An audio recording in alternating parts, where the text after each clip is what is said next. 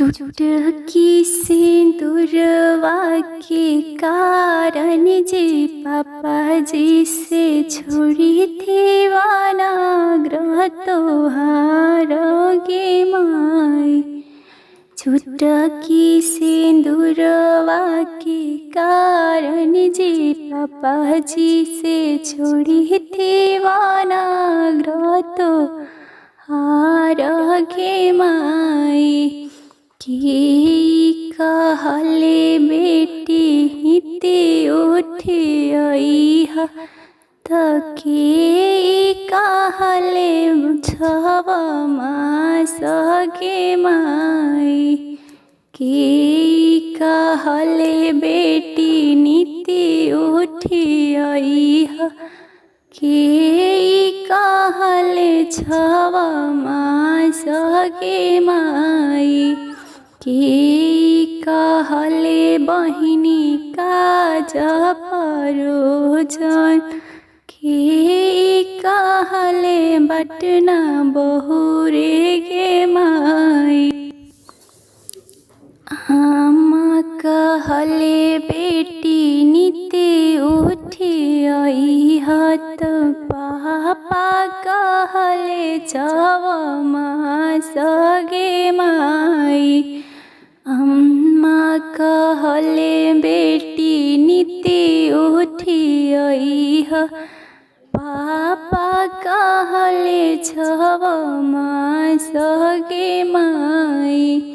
भैया कहले बहिनी काज परोजन भाभी कहली बटना बहुरे गे माई।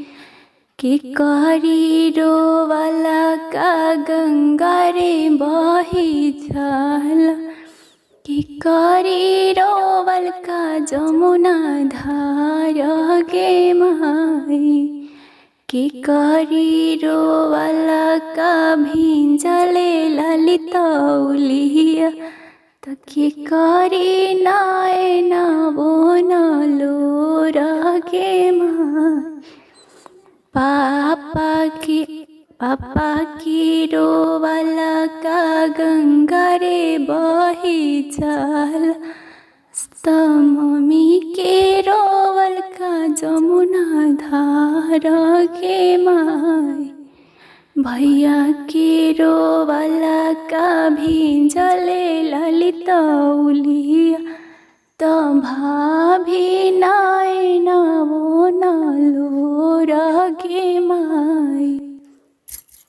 किया तोरा भाभी हो नुना तेल छिकनी त किया लवनी कोठी पपे हान गे माई। किया तोरा भाभी हो नुना तेल छिकनी त किया लवनी कोठी पपे हान गे माई। किया तोरा भाभी हो